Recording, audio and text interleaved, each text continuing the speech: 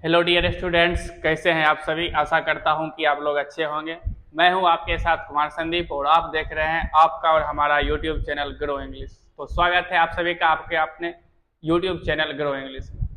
तो चलिए, आज है नवरात्रि का तीसरा दिन और हमारे क्लास आर्टिकल का यह दूसरा क्लास है। तो सबसे पहले आप सभी को इस नवरात्रि की तीसरे दिन की हार्दिक शुभकामनाएं एवं बधाई। मैं माता रानी से ही आपके लिए प्रे करता हूँ, दुआ करता हूँ कि आप लोग जो है अपने जीवन में अच्छे से अच्छे मुकाम को हासिल करें और अपने लाइफ में एक सक्सेसफुल पर्सन बन सके। तो चलिए, आज हम लोग है आर्टिकल के इस तीसरे क्लास में हम लोग पढ़ने वाले हैं ए और ए एन का यूज। कल पिछले वीडियो में हम लोगों जो आर्टिकल के कुछ बेसिक टर्म्स पे बात किए थे और बात कर ही रहे थे कि बीच में क्या हुई कि अचानक से बिजली आई और बिजली चली गई, जिसके कारण पूरा वीडियो सही से बन नहीं पाया। तो ऑनलाइन में थोड़ा थोड़ा स्ट्रगल होता है। तो अगर आप लोग भी इस स्ट्रगल को समझते होंगे तो दबा करके चैनल को एकदम पूरा शेयर करना है और ज़्यादा से ज़्यादा बच्चों को जोड़ना है ताकि सभी इससे लाभ ले सके। तो चलिए, आज की क्लास को स्टार्ट करने से पहले मैं आप लोगों के बीच एक लाइन कहना चाहूँगा, और वो लाइन क्या है कि जब तक तेरा सहारा है मुझे, जब तक तेरा सहारा है मुझे, गहरा पानी भी किनारा है मुझे। जब तक तेरा सहारा है मुझे, गहरा पानी भी किनारा है मुझे। ना भी चमके तो कोई बात नहीं, आप लोग तो ऐसे भी सितारा है मुझे। तो चलिए करते हैं क्लास आज का स्टार्ट। और हम लोग का जो पहले का जो चैप्टर था उसी पे हम लोग बात कर रहे हैं आर्टिकल पर। और ये है हम लोगों का आज का डे 2 क्लास नंबर 2, जहां आज हम लोगों को जानना है ए और ए एन के कॉन्सेप्ट के बारे में, कॉन्सेप्ट ऑफ ए एन। और दूसरा जो आपका इस वीडियो में टॉपिक होने वाला है वह है आपका use of a and an. मैंने आपको बताया था कि इस आर्टिकल को पढ़ने के लिए हमें कम से कम 5 दिनों की नीड है, जरूरत है। तो ये हम लोग का आज डे 2 होने वाला, जिसमें हम लोग जो है आज कॉन्सेप्ट ऑफ ए एन और यूज ऑफ ए एन पे बात करेंगे। तो चलिए, आज की वीडियो को स्टार्ट करने से पहले फिर से आप लोग, अगर आपके साथ आपके मित्रगण हैं, दोस्त हैं, तो आप उनके साथ चैनल को शेयर कीजिए ताकि वो लोग भी इसका फायदा उठा सके। कहते हैं कि अगर हर एक चीज में हिस्सेदारी की जाए तो अच्छी बात है। तो चलिए, आ जाएगा पढ़ने में मजा, और मजा इसीलिए आएगा क्योंकि हम लोग का टॉपिक ही वैसा है, कॉन्सेप्ट ऑफ ए एन। और मैं आप लोगों के बीच यहाँ पे एक ऐसा एग्जाम्पल बताऊंगा जिसको सुन करके थोड़ा सा आपको पढ़ाई के प्रति इंटरेस्ट आएगा, थोड़ा सा आपको पढ़ाई के प्रति इंटरेस्ट जगेगा भी। तो चलिए करते हैं स्टार्ट आज की क्लास में। तो कुछ बच्चे का शिकायत है कि सर पढ़ तो रहे हैं लेकिन क्या हो रहा है कि पेशेंस नहीं बना करके रख पा रहे हैं। तो भैया, पेशेंस बना करके रखना है और हम लोगों के परीक्षा में अच्छा भी करना है, तो इसके लिए पेशेंस की जरूरत भी है। तो चलिए कहते हैं। और कुछ बच्चे ऐसे भी होते हैं जो वीडियो में आते तो हैं लेकिन 10 सेकंड के बाद चले जाते हैं। तो उसके लिए मैं एक लाइन कहना चाहूँगा कि चल दिए नजर फेर कर तुम भी, चल दिए नजर फेर कर तुम भी, गैरों तो गैर ही थे मगर क्या तुम भी। तो चलिए स्टार्ट करते हैं आज की क्लास को। और हम लोग जानते हैं कॉन्सेप्ट ऑफ ए और ए एन के बारे में कि हम लोग का ए और ए एन यानी आर्टिकल जो है उसका यूज हम लोग कहाँ कहाँ कर सकते हैं और कहाँ कहाँ इसका यूज नहीं कर सकते हैं। तो चलिए, 6 कंडीशन दिए हुए रहेंगे आपके पास। कितने कंडीशंस दिए हुए रहेंगे आपके पास? दिए हुए रहेंगे 6 कंडीशंस। और इसी 6 कंडीशंस को हम लोगों को समझना है आज के इस वीडियो में, जिसका पहला कंडीशन है कि किसी भी सेंटेंस में जब केवल आपके पास नाउन दिया हुआ रहेगा। दूसरा क्या कंडीशन होने वाला है कि आपके पास दिया हुआ रहेगा एडजेक्टिव। और तीसरा जो कंडीशन है उसमें क्या है कि इसमें एडजेक्टिव है और बोनस के रूप में। दिवाली आने वाली है तो बोनस की भी बात हो रही है, आपको दिया हुआ है 9। और चौथा जो कंडीशन है वो है एडवर्ब का, इसमें केवल और केवल एडवर्ब।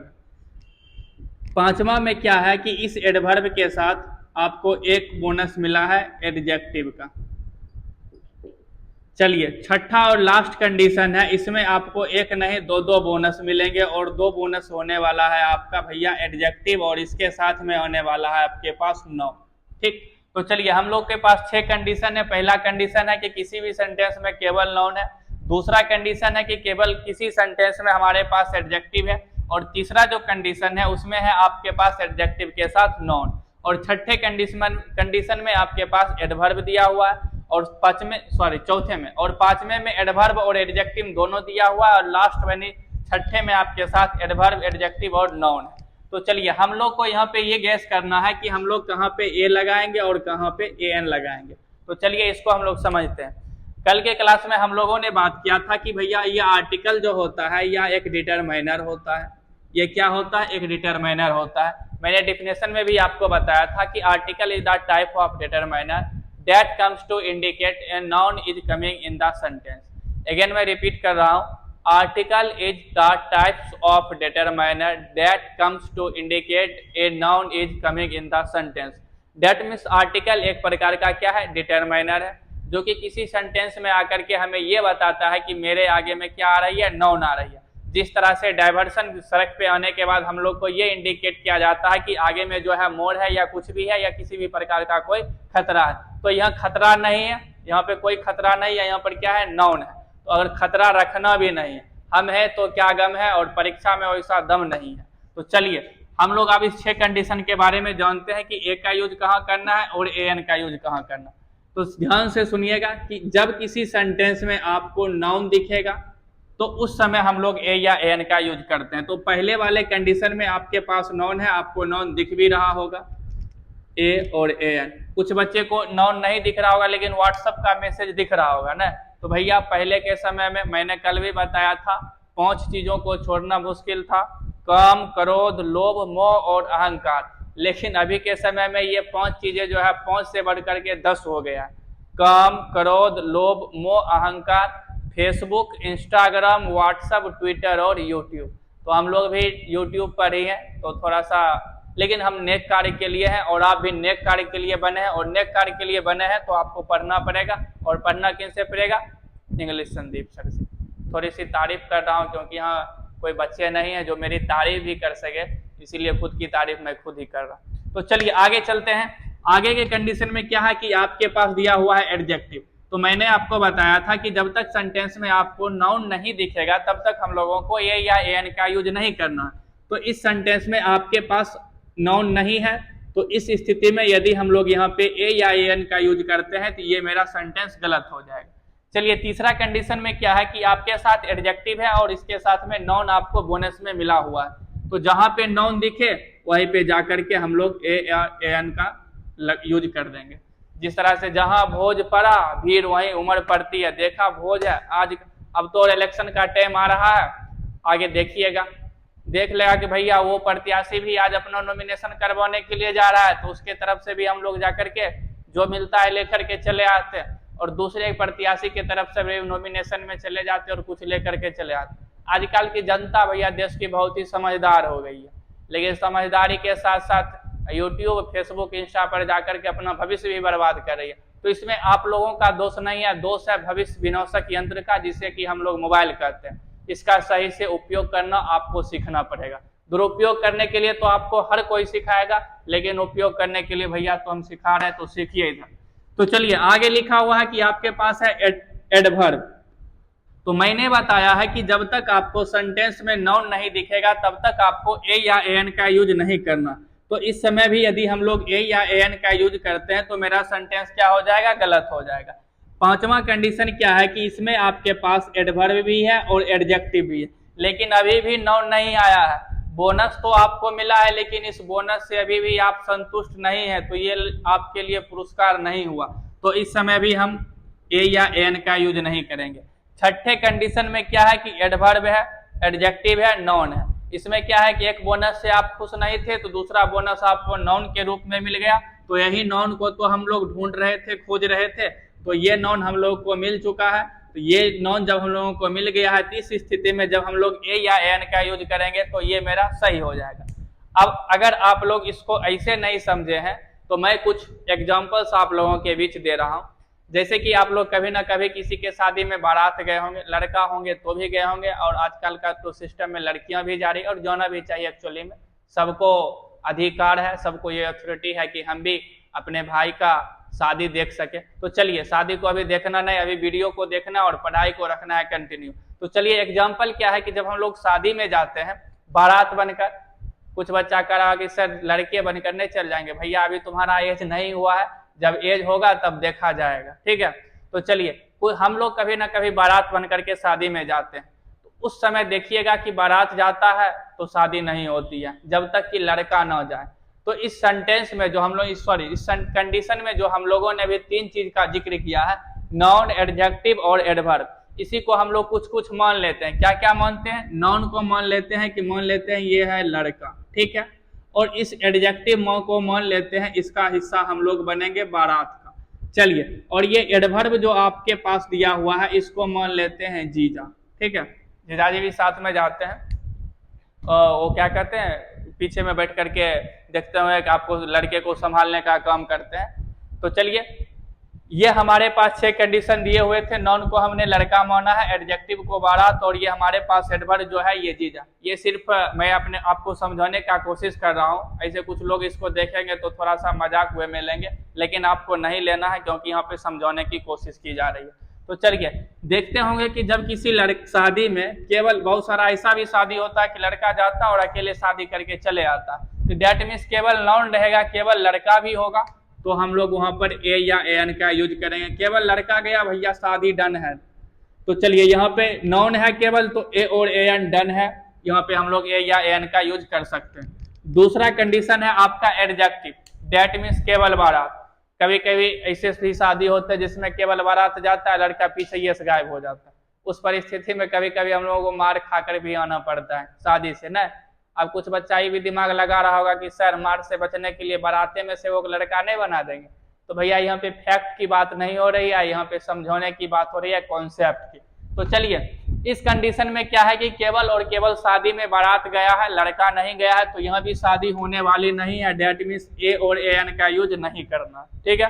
तो चलिए, तीसरा कंडीशन क्या है कि इसमें आपके पास एडजेक्टिव है, नाउन है, डेट मीन्स आपके पास बारात भी है, लड़का भी है।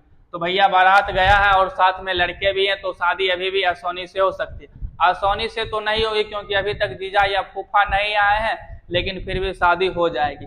डेट मीन्स एडजेक्टिव है और नाउन है, तो हम लोग यहाँ पर ए एन का यूज कर सकते हैं क्योंकि लड़का का होना अनिवार्य है। चलिए आगे में क्या कंडीशन है, चौथे कंडीशन में लिखा हुआ है आपका एडवर्ब, और ये एडवर्ब किस चीज का काम कर रहा है? जीजा का। कभी ऐसे सुने हुए कि केवल लड़के के अकेले जीजा गए और शादी करके चले आए, तो ऐसा नहीं होता। तो डेट मीन्स कि जब केवल एडवर्ब रहेगा तो उस समय भी हम लोग ए या एन का प्रयोग नहीं कर सकते हैं। कभी भी जब एडवर्ब हो तो वहां पे हम लोग ए या एन का यूज नहीं करेंगे। चलिए, पांचवा कंडीशन में क्या है कि एडवर्ब है, एडजेक्टिव है, डेट मीन्स जीजा भी है और साथ में बारात भी, लेकिन लड़का अभी भी गायब है। भैया लड़का कहाँ गायब हो गया है? खोजो, ढूंढो उसको, ठीक है। और पढ़ाई में तुम्हारा जो कंसंट्रेशन है वो कहाँ गायब हो गया है, वो तुम भी ढूंढो। और ढूंढने के लिए क्या करना पड़ेगा? पढ़ना पड़ेगा। किन से? सबको पता है। तो चलिए आगे है आपके इस कॉन्सेप्ट में, पांचवें कॉन्सेप्ट में, कि आपके पास एडवर्ब है, एडजेक्टिव है, डेट मीन्स रात, ये साथ में जीजा है और बारात भी गई है, एडवर्ब भी है, एडजेक्टिव है। तो इस समय भी यदि हम लोग ए या एन का यूज करेंगे तो ये मेरा गलत हो जाएगा, ये भी मेरा कॉन्सेप्ट क्या होगा? गलत होगा। चलिए, छठा और लास्ट कंडीशन क्या है, इसमें आपके पास एडवर्ब दिया हुआ है, एडजेक्टिव भी है और नाउन भी है। डेट मीन्स की शादी में जीजा भी गए हैं, उनके साथ बारात भी गई हुई है और साथ में सबसे अच्छा लड़का भी गया। तो ये सबसे उत्तम है, नहीं सबसे अच्छा है। ये सभी के सभी गए हैं, शादी हंसी खुशी से हो रही है और आप भी हंसी खुशी से पढ़कर आनंद ले रहे हैं। तो एडवर्ब एडजेक्टिव के साथ जब नाउन आ जाएगा तो इस समय हम लोग ए या एन का प्रयोग कर सकते हैं। तो आई होप कि आप लोग इसको समझ पा रहे होंगे। तो चलिए, ये हम लोग का था कॉन्सेप्ट, 6 कॉन्सेप्ट जो मैंने आप लोगों को बताया कि किसी सेंटेंस में केवल नाउन रहेगा तो ए एन लगाएंगे, लेकिन केवल एडजेक्टिव रहेगा तो नहीं लगाएंगे। एडजेक्टिव के साथ नाउन आएगा तो जोड़ेंगे, केवल एडवर्ब रहेगा तो नहीं लगाएंगे। एडवर्ब के साथ एडजेक्टिव भी आ जाए तब पर भी नहीं लगाएंगे, लेकिन अगर इसी एडवर्ब और एडजेक्टिव के साथ नाउन आ जाए तो उस समय हम लोग ए या एन का यूज करेंगे। चलिए, तो इसको कुछ एग्जाम्पल्स के थ्रू हम लोग समझते हैं। एग्जाम्पल क्या होने वाला है, तो कुछ और एग्जाम्पल होने वाला है। इधर चलते हैं, एग्जाम्पल को देखते हैं। सबसे पहला कंडीशन है आपका एग्जाम्पल में, सिर्फ लिखा हुआ है गुड, सॉरी पहले स्टार्ट करते हैं लड़के से, लड़का रहेगा तभी शादी होगा। दूसरा लिखा हुआ है गुड, आगे लिखा हुआ है आपका गुड बॉय। चलिए, इससे भी आगे लिखा हुआ है आपका भेड़ी, फिर आगे लिखा हुआ है आपका भेड़ी गुड बॉय। चलिए बॉय को अभी छोड़ते हैं, वेरी गुड को लेते हैं। नेक्स्ट और लास्ट लिखा हुआ है आपका वेरी गुड बॉय। चलिए हम लोग इसको उस स्ट्रक्चर से मैच करते हैं। सबसे पहले देखिए यहाँ पे बॉय लिखा हुआ है जो कि नाउन का काम कर रहा है, दूसरे वाले में एडजेक्टिव है, तीसरे वाले में एडजेक्टिव और नाउन है, चौथे वाले में एडवर्ब है, पांचवे वाले में एडवर्ब और एडजेक्टिव दोनों है, और छठे और लास्ट में एडवर्ब एडजेक्टिव के साथ नाउन है। तो केवल नाउन है इसीलिए हम लोग यहाँ पे ए या एन का यूज करेंगे तो सही होगा। दूसरा में केवल और केवल, गुड मतलब क्या, एडजेक्टिव, विशेषता बतलाने वाले शब्द को एडजेक्टिव कहते हैं। अब कुछ तो यो सोच रहा होगा कि सर हम सब तो बात समझिए गए, एग्जाम्पल भी, लेकिन यही तो समझ में नहीं आ रहा कि एडजेक्टिव क्या होता है, एडवर्ब क्या होता है। तो ये समझने के लिए तुमको और अतिरिक्त समय देना पड़ेगा, और समय देने के लिए कहाँ आना पड़ेगा, Sandeep English classes, offline class में मिली। तो चलिए सबसे पहले तीसरा जो एग्जांपल है वो है आपका गुड हुआ। इसमें क्या है, एडजेक्टिव है और साथ में आपका नाउन। तो इस समय भी और ऊपर वाला में भी, ऊपर वाला में तो ए या एन का यूज करेंगे तो गलत हो जाएगा क्योंकि केवल बारात गई है तो शादी नहीं होने वाली है। चलिए तीसरा में आपका गुड बॉय, बारात के साथ यहाँ पे लड़का दिख रहा है तो ए या एन का यूज करेंगे तो ये मेरा सही होगा। चलिए चौथे वाले में केवल वेरी, डेट मीन्स क्या लिखा हुआ है, केवल एडवर्ब लिखा है। केवल जीजाजी ही चले गए हैं तो चले गए हैं तो केवल अकेले वापस भी चले आएंगे, तो इस समय ए या एन का यूज करोगे तो गलत हो गए। ठीक है, ठोकरे भी वहीं जाकर के खानी पड़ेगी, खानी है जहां पर जाकर के और थोड़ा सा ऊपर आ जाए। तो आप अगर सांप सीढ़ी वाला गेम खेल रहे होंगे तो वापस होने में बड़ी मजा आता है। अगर ऊपर से सोचते इमेजिन करते हैं एक बार सांप डसले, वाह एक पर पहुंच जाएंगे। तो चलिए यहाँ पे सांप से नहीं डसवाना है, आप लोगों को पढ़ना है। तो चलिए आगे लिखा हुआ है आपका वेरी गुड। आगे क्या लिखा हुआ है, वेरी गुड। इस स्थिति में क्या है कि आपके पास एडवर्ब लिखा है और एडजेक्टिव लिखा, और यदि यहाँ भी आप लोग ए या एन का यूज करते हैं तो ये आपका गलत होगा। गलत क्यों होगा, क्योंकि अभी भी नाउन नहीं आया है, लड़का नहीं आया है। तो चलिए नीचे वाले कंडीशन में लिखा है वेरी गुड बॉय, इसमें बारात भी है, सॉरी जीजा भी है, बारात भी है और लड़का भी है। तो इस समय हम लोग ए या एन को यूज करेंगे तो वह मेरा सही होगा। अब तो समझ में आ गया कि भैया कॉन्सेप्ट ऑफ ए और ए एन क्या है, लेकिन अब हम लोगों को ये समझना है कि ए का यूज कहाँ होता है और ए एन का यूज कहाँ होता है। तो देखिए बेसिकली हम लोग को बचपन से ही सिखाया जाता है कि जो वर्ड कॉन्सोनेंट से स्टार्ट होगा वैसे वर्ड में हम लोग किस चीज का यूज करते हैं, ए का यूज करते हैं, और जो वर्ड वॉवेल से स्टार्ट होता है उस वर्ड में हम लोग, उस वर्ड के पहले हम लोग ए एन का यूज करते हैं।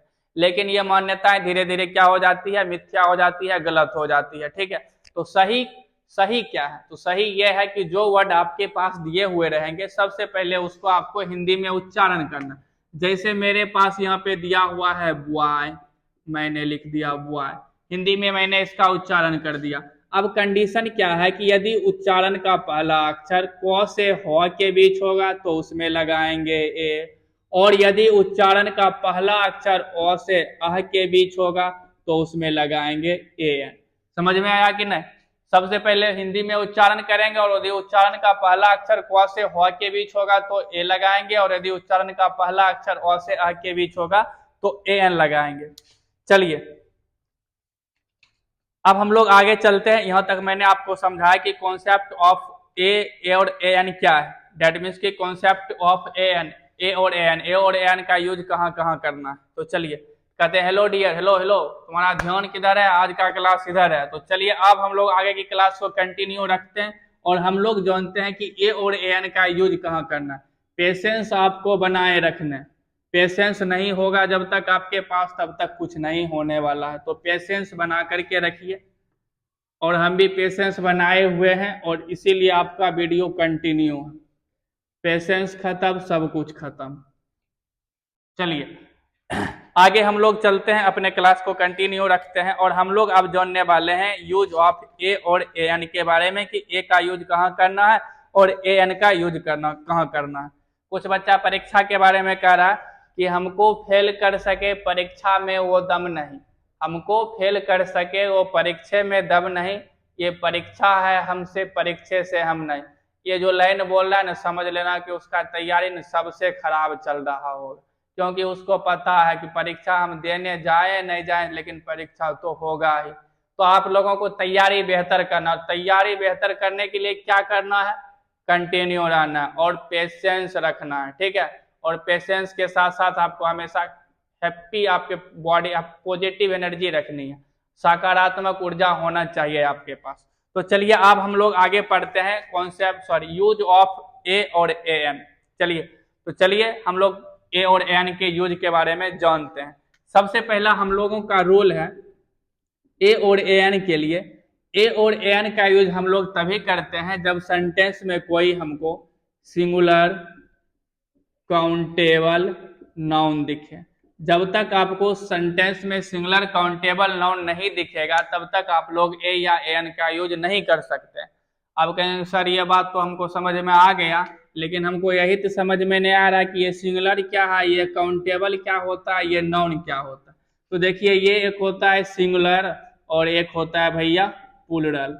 सिंगुलर से हम लोग किसी एक वस्तु या स्थान एक वस्तु या किसी और एक बस केवल और केवल एक चीजों को डिनोट करते हैं। और प्लूरल में क्या होता है कि इसमें एक से अधिक चीजों को डिनोट करते हैं। तो ये आपका सिंगुलर और प्लूरल हो गया। दूसरा हम लोग थोड़ा सा काउंटेबल नाउन के बारे में जान लेते हैं, ये नाउन क्या होता है। तो देखिए भैया नाउन जो है आपका बचपन से ही पढ़े होंगे कि नाउन जो है यह एक नेमिंग वर्ड है, डेट मीन्स कि नाम बताने वाले शब्द हैं। तो देखिए ग्रामर जो होते हैं वो तीन टाइप के होते हैं। एक होता है भैया ओल्ड ग्रामर, दूसरा होता है मिडिल ग्रामर और तीसरा जो अभी हम लोग पढ़ रहे हैं वह है मॉडर्न ग्रामर। हम लोग मॉडर्न समय में भी जी रहे हैं और मॉडर्न ग्रामर को पढ़ भी रहे हैं। तो ओल्ड ग्रामर में क्या है कि नाउन का 5 टाइप्स है। ओल्ड ग्रामर में नाउन का कितना टाइप्स है, 5 टाइप्स है। आप लोगों को भी बोलते रहना, ये नहीं है कि हम अकेले ऑनलाइन में बकबक कर रहे हैं तो आप लोगों को नहीं करना। अगर देखिए होता क्या है कि देखने और बोलने से यादें ज्यादा होती है, तो थोड़ा सा आप लोगों को भी सपोर्ट करना। सपोर्ट कैसे करना, आपको सपोर्ट करना है बोलकर और हमको सपोर्ट करना है लाइक दबा करके और चैनल को सब्सक्राइब करके और दूसरे से शेयर करके। तो इस बात को बोलने की ज्यादा जरूरत नहीं है क्योंकि मुझे पता है आप लोग करिएगा। तो चलिए नाउन का 5 टाइप्स है। पहला जो टाइप्स है भैया वो है आपका प्रॉपर, दूसरा जो होने वाला है वह है आपका कॉमन, तीसरा जो है वह है आपका कलेक्टिव, चौथा है आपका मेटेरियल और पांचवा है आपका एब्स्ट्रैक्ट। पांचवा क्या है आपका एब्स्ट्रैक्ट। अब देखिए समय बदलते रहता। पहले के जमाने में लोग पैदल चला करते थे, फिर बैलगाड़ी आई, फिर साइकिल आई, फिर 4 चक्के आए। अब कुछ दिन के बाद ऐसा होगा कि लोग ड्रोन से सफर करेंगे। आजकल तो देख रहे हैं दुबई एयर में ड्रोन से ही होम डिलीवरी दिया जा रहा है, सामान को घर घर तक पहुंचाया जा रहा है। ड्रोन आपको आएगा उठा करके लेकर के चला जाएगा, ठीक है। तो ये बात बोलते समय मुझको एक लाइन याद आ गई। लाइन क्या है कि जिसका नाम हम लोग अक्सर दिल पर लिखते हैं वो हमारा नाम कहीं और जा करके लिखवा लेता है। कहाँ, थाने में। अब कुछ बच्चा सोच रहा होगा नहीं सर मेरा नाम तो कार्डे में लिखा हुआ था। तो भैया कार्ड में देख लेना तुम्हारा लड़का में नाम लिखा है कि दर्शनाभिलाषी में लिखा हुआ, तो देख करके ज्यादा खुश नहीं होना। चलो ये सब तो बाद की बातें हैं, हम लोग आ रहे हैं नाउन पे। नाउन का टॉपिक क्या है कि पुराने ग्रामर में नाउन के 5 टाइप से प्रॉपर, कॉमन, कलेक्टिव, मेटेरियल और एब्स्ट्रैक्ट। अब इसी को क्या किया गया है कि नए ग्रामर में इसको 3 भागों में बांट दिया गया है। प्रॉपर को प्रॉपर ही रहने दिया है और इस कॉमन और कलेक्टिव को मिला करके नया नाम दे दिया है काउंटेबल, और इस मेटेरियल और एब्स्ट्रैक्ट को मिला करके नया दे दिया है नाम आपका अनकाउंटेबल। चलिए इसको एक बार हम लोग डेफिनेशन भी जान लेते हैं, सभी का परिभाषा जान लेते हैं कि कौन क्या है। सबसे पहले आपका प्रॉपर नाउन जो होता है या किसी व्यक्ति का पर्सनल नाम होता है। कॉमन नाउन जो होता है मिलता जुलता नाम होता है। कलेक्टिव नाउन से किसी समूह के बारे में पता चलता है। मेटेरियल नाउन से वैसे नाउन का पता चलता है जिसको हम लोग मापते तोलते हैं। इसके अंतर्गत ज्यादातर जो द्रव्य वाले पदार्थ होते हैं वो सारे आते हैं। और एब्स्ट्रैक्ट नाउन जो होता है वो फील करने वाला होता है। जैसे आप पढ़ रहे हैं, आपको अच्छा फील हो रहा है तो अच्छा एक एब्स्ट्रैक्ट नाउन भी है, और कभी कभी एडजेक्टिव भी है, एडजेक्टिव भी है अक्सर। तो चलिए फिर मैंने आपको बताया कि मॉडर्न ग्रामर में क्या होता है कि इसी को हम लोग कन्वर्ट करते हैं 3 में। प्रॉपर को प्रॉपर रहने दिए हैं, कॉमन और कलेक्टिव को बनाए हैं काउंटेबल। तो काउंटेबल नाउन को हिंदी में हम लोग कहते हैं गणनीय संज्ञा। ऐसी संज्ञा या ऐसा नाउन जिसको हम लोग आसानी से गिन सके उसको हम लोग कहते हैं काउंटेबल नाउन।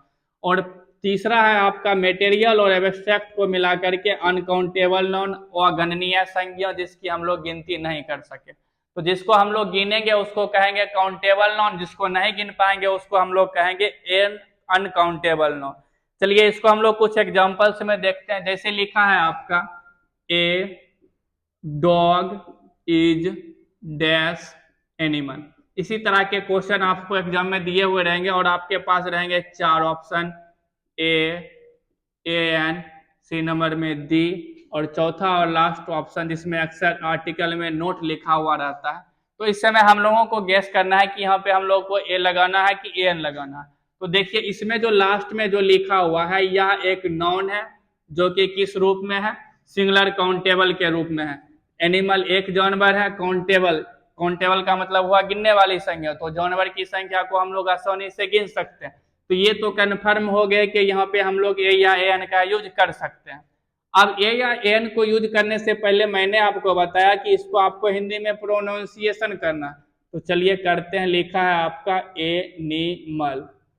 कुछ बच्चा एनिमल मूवी से इंस्पायर भी हो गया होगा ना। तो चलिए इंस्पायर नहीं होना, इंस्पायर भी अच्छी चीजों से होना। हर एक आदमी को अपना आदर्श लाइफ में नहीं बनाना चाहिए, ठीक है। तो चलिए यहाँ पे लिखा हुआ आपका एनिमल। तो देख सकते हैं कि यहाँ पर जो एनिमल में ए शब्द जो आया है ये आपका पढ़ रहा है अ से आ के बीच। मैंने आपको बताया कि पहला अक्षर यदि क से ह के बीच पड़ेगा तब उसमें हम लोग ए लगाएंगे, और यदि उच्चारण का पहला अक्षर अ से आ के बीच होगा तो उसमें यूज करना हम लोगों को ए एन। तो इसका ऑप्शन नंबर बी को लॉक करते हैं। डेट मीन्स इसका ऑप्शन नंबर बी सही होने वाला। चलिए एक और एग्जांपल लेते हैं। लिखा है भैया आपके पास आई हैव डैश टीम। अब देखिए टीम जो है यह भी एक काउंटेबल नाउन है और सिंगुलर काउंटेबल नाउन है। इसमें भी आपके पास अगर ऑप्शन आए ए एन दी और डी नंबर में लिखा हुआ रहेगा नोट। तो देखिए टीम एक कलेक्टिव नाउन है और मैंने आपको बताया था कि कॉमन और कलेक्टिव नाउन काउंटेबल नाउन का ही पार्ट है, और ये टीम जो है ये सिंगुलर फॉर्म है और ये भी एक काउंटेबल नाउन है। इसीलिए इसका ऑप्शन नंबर ए को लॉक करेंगे, क्योंकि जब हम लोग इसको हिंदी में लिखते हैं तो इसका पहला जो अक्षर होता है वह क से ह के बीच पड़ता है, और जब क से ह के बीच जाता है तो उसमें हम लोग ए लगाते हैं। तो ये था हमारा फर्स्ट रूल। फर्स्ट रूल हम लोगों का यहाँ पे कंप्लीट हुआ। चलिए अब हम लोग चलते हैं दूसरे रूल में। दूसरे रूल में क्या होता है कि यहाँ पे लिखा हुआ था आपका सिंगुलर काउंटेबल नाउन। अब आगे हम लोग चलेंगे अनकाउंटेबल नाउन में। अब देखते हैं कि अनकाउंटेबल नाउन में क्या होने वाला है। यह है आर्टिकल का आपका आज का दूसरा क्लास, और आप देख रहे हैं ग्रो इंग्लिश। तो चैनल को सब्सक्राइब भी करिएगा और साथ में शेयर भी कीजिएगा। बीच बीच में बोलना पड़ता है, तुम लोग भूल भी जाते हो, लेकिन वो चीज नहीं भूलेगा। कुछ चीजें हैं जिसको आदमी नहीं भूल पाते हैं, ठीक है। किसी को याद करना बहुत ही आसान होता है लेकिन भूल पाना बहुत ही मुश्किल होता है, ठीक है। कुछ चीजों को भूल करके नेग्लेक्ट करके हम लोगों को आगे चलते रहना और आज की क्लास को भी कंटिन्यू रखना। दूसरा रूल क्या है कि भैया जब आपको किसी भी सेंटेंस में अनकाउंटेबल नाउन दिखे, डेट मीन्स ऐसा संज्ञा जिसका हम लोग काउंट नहीं कर पाएंगे, उसमें क्या करेंगे कि हम लोग ए या ए एन का यूज नहीं करेंगे। जैसे आपके पास लिखा हुआ है यू हैव डैश गोल्ड, ठीक। इस समय देख सकते हैं आपके पास ये गोल्ड जो लिखा हुआ है यह एक अनकाउंटेबल नाउन है। क्यों अनकाउंटेबल नाउन है? ये गोल्ड जो है यह एक मेटेरियल नाउन है, और मेटेरियल नाउन वाला है और एब्स्ट्रैक्ट नाउन वाला ही तो आपका अनकाउंटेबल नाउन होता है। तो इस समय आपके पास ए एन डी और डी नंबर में नोट लिखा रहेगा। कहना कि नहीं भैया हमको डी ए नंबर अच्छा लग रहा है। नोट कुछ ना मिले जिंदगी में सो ठीक है, लेकिन अच्छे खराब लोग नहीं मिलने चाहिए। तो चलिए इसका ऑप्शन नंबर डी जो है नोट सही होगा। इसमें कोई भी ए या एन का यूज नहीं करना है, क्योंकि यह क्या है, यह एक अनकाउंटेबल नाउन है। तो दूसरा आपका यह था। चलिए तीसरे रूल को हम लोग जानते हैं। तीसरा रूल में क्या होता है कि यह हमारे पेशे या व्यवसाय, जिसको हम लोग इंग्लिश में प्रोफेशन या ऑक्यूपेशन बोलते हैं, उससे रिलेटेड कर रहा है कि जब कभी पेशे या व्यवसाय के नाम से किसी पर्सनल व्यक्ति के बारे में बोला जाता है उस समय हम लोग ए या एन का यूज करते हैं। जैसे लिखा है my father is dash farmer, ठीक है।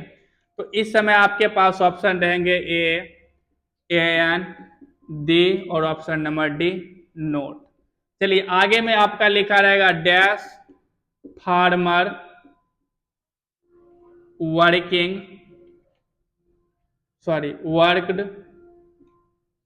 इन द फील्ड।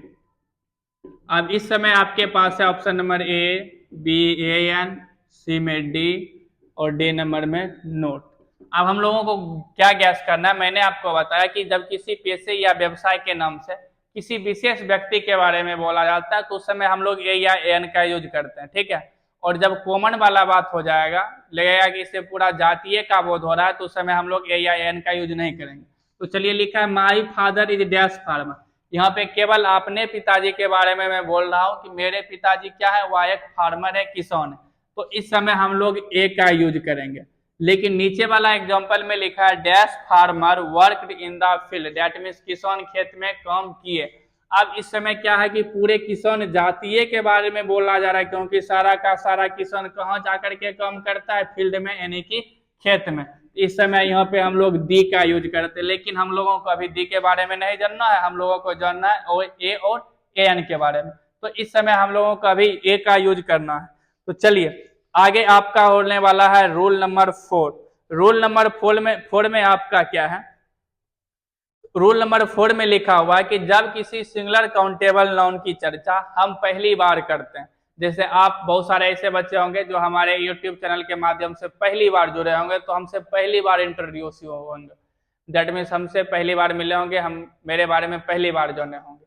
तो जब हम लोग किसी व्यक्ति के बारे में पहली बार जानते हैं या उनके बारे में पहली बार बात करते हैं, तो उस समय हम लोग ए या एन का यूज करते हैं। अब सर ये हमको एग्जाम्पल के थ्रू समझना है, तो एग्जाम्पल देखने के लिए इधर बोर्ड पे देखना है। चलिए तो एग्जाम्पल हम लोग लेते हैं। एग्जाम्पल में क्या लिखा है, लिखा है there is dash tree is vast. A number में ऑप्शन है ए एन, सी नंबर में है डी और डी नंबर में आपका नोट। और इसी में लिखा हुआ है कि there is dash boy who is playing cricket is my brother. ये थोड़ा सा लंबा सेंटेंस हो गया, ठीक है। तो हल्का हल्का चीज को भी साथ में, भारी चीजों को भी लेकर के चलना पड़ेगा। तो चलिए ऊपर वाला में क्या है कि एक ऐसे पेड़ के बारे में हम लोग बात कर रहे हैं, किसी मैं ऐसे व्यक्ति को बता रहा हूँ कि देखिए भैया वहां पर एक पेड़ है, एक पौधा है जो कि काफी ज्यादा विशाल है।